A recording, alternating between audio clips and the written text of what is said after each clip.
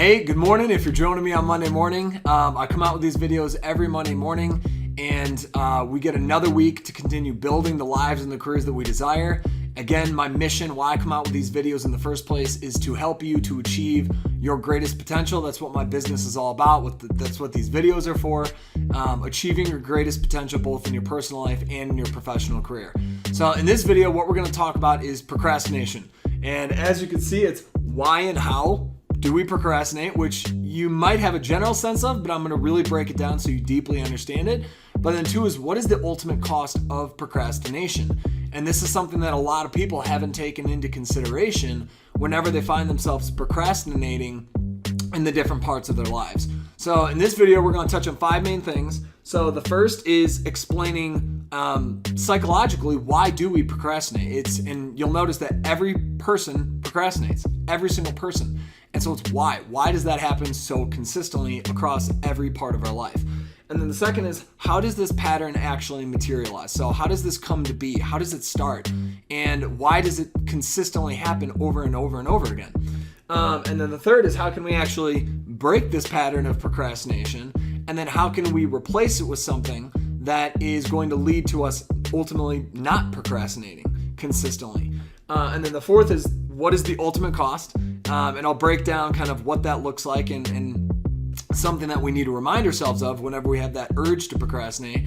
And then the last part is, what can you actually be doing this week? So how can you take what we talk about in this video, implement it, and begin changing your life? So I'm super excited. Let's dive in.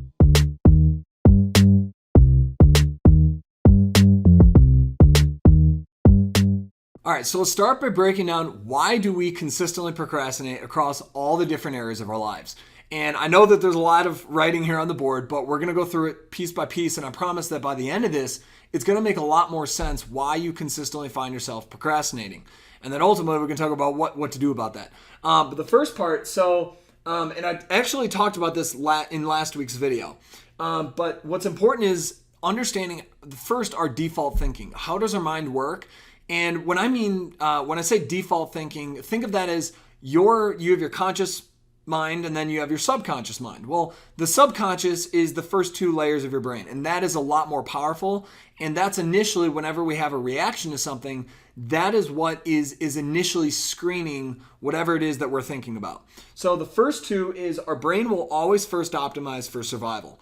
If something is, potentially risky or scary or causes fear or something like that, we're instinctively going to be reacting to that, both emotionally, but as well as physically, if it's actually, something that is risking survival. But then the second is energy conservation. So our brain is telling our body and our mind, don't do something that's unnecessary. It's a waste of energy. That's going to deplete resources. That's going to negatively affect us. And ultimately, if we have no energy, we're going to die, which is priority number 1, survival. So those 2 first things is literally in that hierarchy. So number 1, survival. Number 2 is going to be conserve energy. But then only after those first 2 are taken care of, then it reaches number 3, which is goal optimization. So we consciously decide what is important to us in our lives, our careers, our family, our lives. Like, we have these goals that we set for ourselves. Well, only after these first 2 are unconsciously or subconsciously taken care of, only then do most people then begin to think of the conscious part, which is the goal optimization. So it's very important to know that that is how our brain is working. But then the second part is, that leads to a conflict, because anything worthwhile in life or in our careers, anything that is worthwhile is going to require, one, an uncertain outcome. We cannot predict the future, and we can do everything that we can. We can gather as much information. We can talk to as many people as we want, but at the end of the day, we're not going to be able to predict the future. And so whenever there's a long-term project or something that is worthwhile, well, it's probably not going to be done in a day, and it's probably not going to be done in a week. And so these long-term projects or these long-term goals have uncertain outcomes. And so that's scary, and that causes fear. And we'll talk about that. But then the other thing is that anything worthwhile is going to demand energy.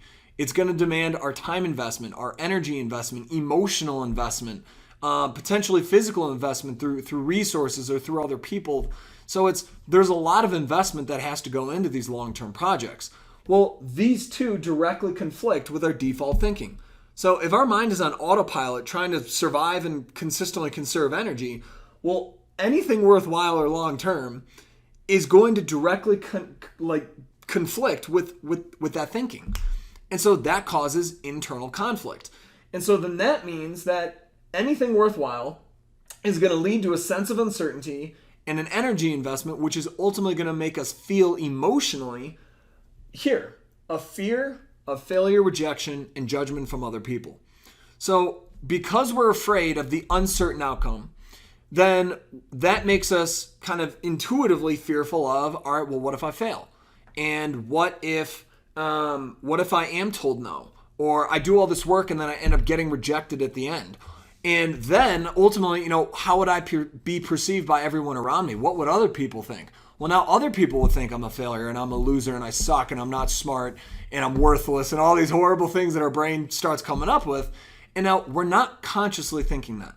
But that's what's going on subconsciously in our brain is if you do this and screw up, all these horrible negative things are going to happen to you. So let's just kick it down the road a little bit. And so these negative, fearful emotions then drive self-doubt. And self-doubt is us pretty much being afraid of something in the future. And it stems from the uncertainty.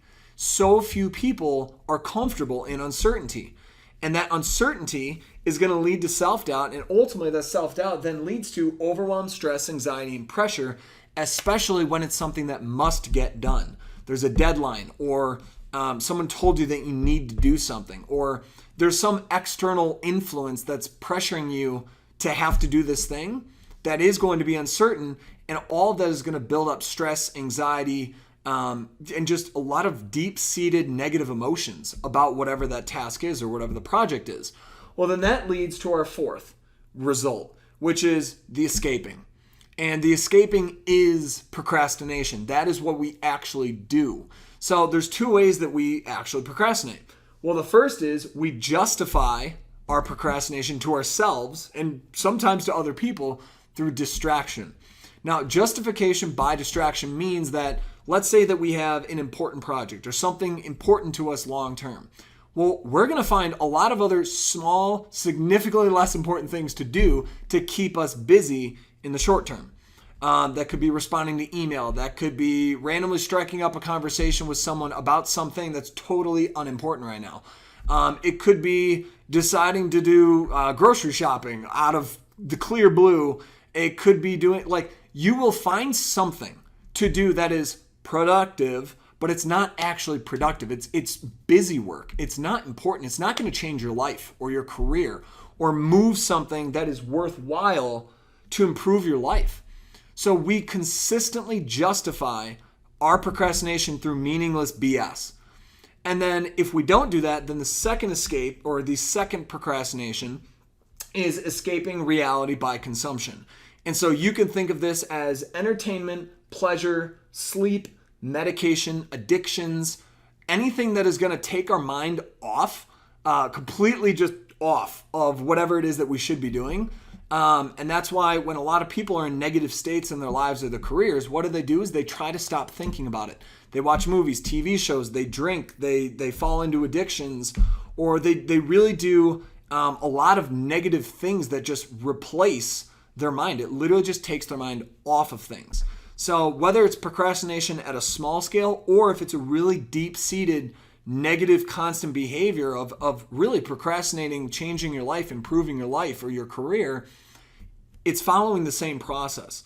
So again, as a quick summary, number one is we have a default thinking. Secondly is anything worthwhile is going to require energy, and it's also going to be uncertain because we cannot predict or control the future. And so then that's going to create uncertainty, or that uncertainty and that energy investment is going to create emotions within us of fear of failure, judgment, rejection. Ultimately, that's going to lead to self-doubt. And then that creates a lot of other negative emotions, pressure, anxiety, stress, etc. And then we try to escape those negative feelings by either justification of distraction or we just try to escape reality through any other way. So I hope that made a lot of sense as to why we, as human beings, why we consistently procrastinate in all the areas of our lives. So that brings us to number 2, which is how does this pattern consistently materialize across all the different areas of our lives? And this it ties directly into part 1, which is why we do it.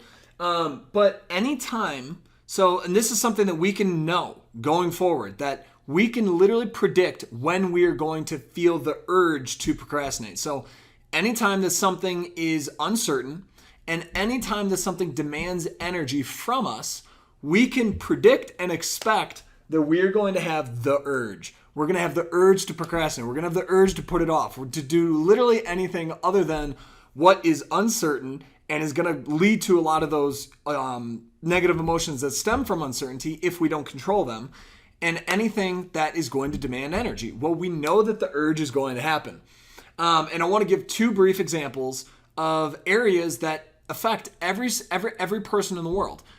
We have health and fitness, and we also have personal development. Well, these are 2 areas of our lives that a lot of people procrastinate. And it's because it's not immediately demanding right now. These are things that are going to have long-term consequences. And so oftentimes people don't keep those long-term consequences in their mind, which we'll talk about later. But I want to give 2 examples of how this pattern materializes, first in health and fitness, and then secondly is personal development. So health and fitness. A lot of people tell themselves that they're going to work out, or they're going to eat healthily, or they're going to start on Monday, or all right, it's Monday, you know what, I'll wait until the end of the week. I'm going to take this week to plan, and then the weekend I'll organize everything, I'll buy some new shoes, and then I'll start next Monday. And so they just keep kicking this can down the road in terms of health and fitness. And what they'll do is, in the meantime, and think of it at a micro scale. So let's take one day. You wake up and you tell yourself, I'm going to work out in the morning. And you wake up, you snooze the alarm, 15 minutes later you wake up, you're like, oh, you know what, now I'm not going to have time. Man, I'm going to have to take a shower, I'll put the coffee on, and then I'll get ready for work. And then you go to work and you start doing the day, and then it's going to hit mid-afternoon. And you're like, all right, you know what, maybe I can get a quick workout in during lunch. Well, there's some emails to do, I better cut out, I'm a little behind on certain things, and then you're going to justify it by doing other small things in the meantime and say, oh, these are really important right now. I better do that. And then at the end of the day, you're going to justify it by finding some other reason why you can't work out. It's going to be work, or it's going to be, a friend. I haven't talked to this friend in ages. I need to have this call. And we will always find some reason that is going to be in the short term more important, seemingly more important than whatever it is that we told ourselves to do in terms of health and fitness. And that we just keep kicking that can down the road. And then in terms of the personal development, this is an area that we do not reap the benefits of personal development in the short term. It's not like you read a book and then the next day you're paid more money. It doesn't work like that. I wish it did, but it doesn't. And it's the same thing with personal development, reading or online courses or mentorship and coaching. It could be travel experiences. It could be all sorts of different types of personal development. But people will consistently procrastinate these things because they're too short-term thinking. And they distract themselves, or they either escape it through doing something through pleasure. So these are 2 really important examples of seeing how real procrastination is and how it's just consistent. This thing doesn't stop. So now let's talk about how we can actually break this pattern and then replace it with something that's going to be healthier and something that will ultimately build the lives and the careers that we want. All right, so now we can talk about the third part of this video, which is how do we break this consistent pattern of procrastination and replace it in a consistent way to remind ourselves that this is important, we need to do this, it must get done now, as opposed to continuously kicking that can down the road. So the very first part, and I've talked about this first part in several other videos, but the first part is we need to focus on long-term over the short term. And if you look at most of the bad decisions that are made by humans are because that person or that group of people were solely thinking short term. And you could think of that in terms of political decisions. You could think of that in terms of investment decisions. You could think of that in terms of the financial fiascos and all the financial corruption throughout history. You could look at health and fitness side effects. It's whenever someone does not do something that's good for them or ultimately plays out to be bad in the long term, it's usually because they were making that decision based on short-term factors rather than long-term. And so there's 2 other videos. If you haven't watched them, I recommend you go back and watch them.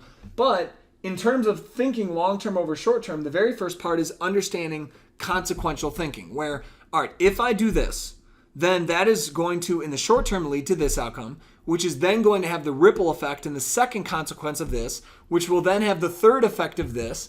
And it's consequential thinking is there's going to be one result, which will then lead to another result, and it's like a ripple effect. But then there's purpose over pleasure. And that is whenever we're making a conscious decision, we're reminding ourselves the difference between what is important, even if it's not pleasurable. And so, for example, is a lot of people don't work out or take care of their health and fitness because they view it as it's painful. It's, it hurts or it's, I don't feel like I don't want to. And so what they're doing is they're making a pleasure-driven decision. Well, there's going to be so many areas in our lives where we have to do things that are important that we just don't want to do. None of us want to take out the trash, but it's important because if we don't, we're going to have a lot of pain because then the trash piles up and that's just disgusting, and then this thing keeps building, and there's many things in our lives that we don't want to do, but we end up doing them because we know that they're important.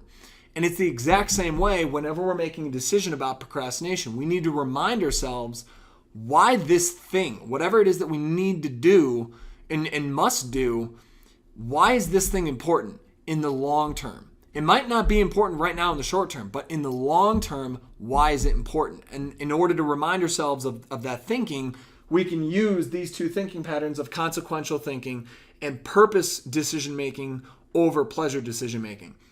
All right, so then the next part is we need to turn off the default thinking and the autopilot thinking. And so in the very beginning of this video, I talked about there's 3 filters that our brain uses: survival, energy conservation, and then the third is goal optimization, which we consciously choose, whatever's important to us or whatever it is that we want to achieve in our lives and our careers. Well, we need to turn off the default thinking, those first 2, because if that is consistently overriding all of our decisions and how we process the world, well, we're never going to hit that third stage of goal optimization. So we turn that off, and the way that we can do that is these kind of 5 steps. And so the first part is whenever you have the urge to procrastinate, and you know exactly what I'm talking about, the urge of, do I really want to do that? Whenever you feel that twinge of the urge, you immediately want to start consciously running through this series of thoughts. So the first is you feel the urge, and then the second is you want to ask yourself, well, if I do it or don't do it, what happens in the short term? And so that's what I mean by short-term outcomes. If I do it, what will happen in the short term? If I do it, or if I don't do it, what will happen in the short term? And if I do it, what will happen in the short term? So let's just use the morning workouts as an example. If I do the morning workout, well, in the short term, it's going to be hard, potentially. It could be tiring, and it's going to cost me sleep. I could sleep for another hour. So in the short term, that's kind of that. But then if you don't do it, well, what do you get? Well, I get more sleep, and I don't have to exert myself. Okay, in the short term, those are the 2 outcomes that you're weighing in your mind. But now let's ask, well, what will happen 3 months from now if I consistently don't work out in the morning? Well, my physique and health and fitness and energy is going to stay about the same. And maybe that's not exactly what you want for your life. But if you do it, well, your health, physique, fitness, and energy levels are going to increase. And overall, your health is going to increase at the physiological level. And then in terms of 12-month outcomes, okay, so now we're forcing ourselves to think even slightly longer term. All right, if I consistently do this for 12 months, work out in the mornings, what is going to happen? If I do it, well, I'm going to completely transform my health and fitness. That is, your body is extremely adaptable, and in 12 months, you will be blown away with the change that your body can undergo. And that we're built to adapt. That is, our bodies are built to adapt. So in 12 months, revolutionary change in energy, health, physique, fitness, etc. And that's also going to affect confidence, how you feel and the courage that you have to take on the world, because you have a deep sense of personal confidence. But then if you don't do it, well, your life is still going to be roughly the same. Maybe the career is slightly better because of some other stuff, but overall things won't change. And maybe your health is actually deteriorated slightly because you're eating junk food, or you're not getting enough sleep, or you're not doing what's healthy for you. You're not taking care of the one machine and body that we've been given. And then we force ourselves to think even longer term, so 5 to 10 years. all right, if I do this for 5 to 10 years, what is going to happen? Well, that level of confidence and energy and the ability to take on the world, I'm going to take bigger risks in life. I'm going to try new things. I'm going to get more experiences. Maybe I'm going to have the self-confidence to speak up in certain areas where I didn't before. Or maybe I will talk to somebody that I was previously afraid to talk to. Or it'll start to bleed into all these other areas of your life. And then also is your long-term health, your longevity. How long will you actually live on this earth? Because you're taking care of the one machine, the body that you've been given. It's like, imagine your body is a Ferrari. It is a vehicle. Well, there's a certain way that you need to take care of the vehicle. And if you don't, it deteriorates. And so if we do this, well, over the 5 to 10 years, it's going to be very beneficial for our longevity.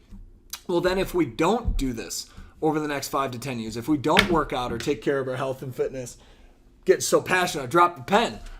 If we don't take care of our body and our health and fitness, like what will happen? Well, our body will actually accelerate how quickly it depreciates. If we're using the car example, it will deteriorate faster. And I'm not going to go into all the cellular biology and what happens to your cells. But when we don't eat properly, when we're not properly oxygenated, it accelerates how quickly our cells break down. So, and then, back to the confidence and the relationships, the career, like everything else will be affected as well because of the lack of self-confidence. So in terms of whenever we have this urge, we want to be asking ourselves, short term, what will happen? 3 months, what will happen? 12 months, what will happen? 5 to 10 years, what will happen? We can even extrapolate that out even longer. 30 years from now, where will I be? And the way that you can think about health decisions, fitness decisions, sleep, anything like that is, if I don't take care of myself, I will most likely die 5, 10, X number of years early. Well, those are years that I could be spending with my kids, my grandkids, my family. I could be having an impact on the world. I could be doing things for other people that I can't if I'm dead. And so these are things that we never really think about these things in the moment. It's like, dude, it's 15 minutes of sleep, 30 minutes of sleep. But it's not. It's so much more than that when you extrapolate it out over 10, 20, 30 years.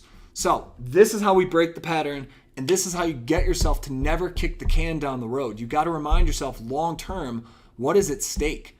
And I need to make sure that I'm doing what is best for me, for my family, for other people that I care about for the long term, because that is simply what matters the most. All right, so that now brings us to the fourth section, which we've already touched a little bit on, but is what is the ultimate cost of procrastination?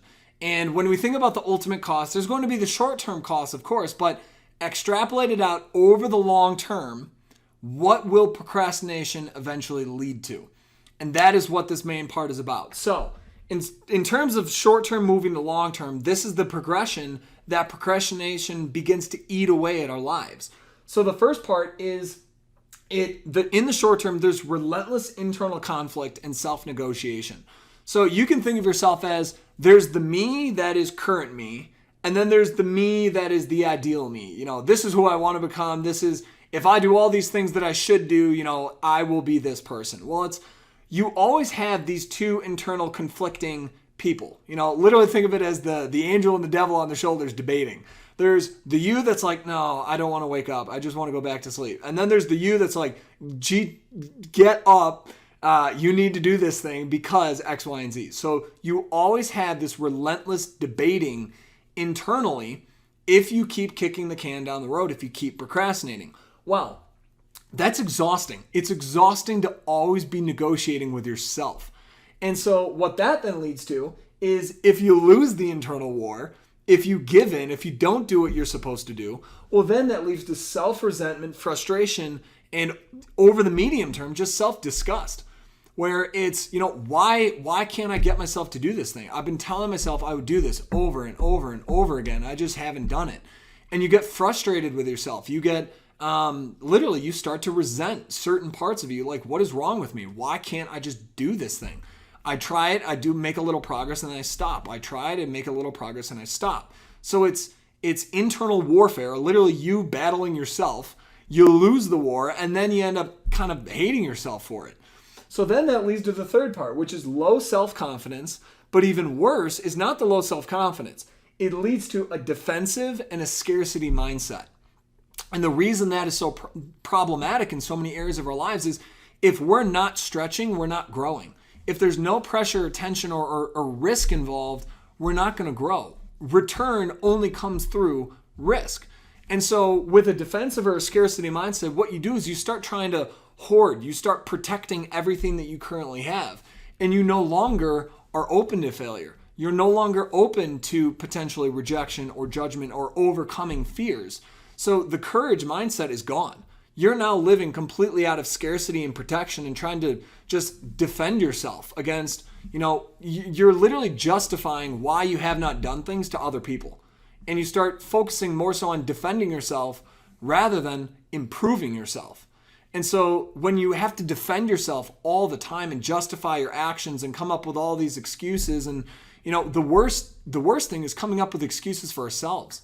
We're literally lying to ourselves and then trying to cover up our own lie by coming up with BS excuses. That just erodes self-confidence in the short term, in the medium term, in the long term. And so what eventually happens there is then that leads to a next level mindset, which is pessimistic, cynical, a limited mindset, and overall just, I don't say this lightly, but a shitty attitude.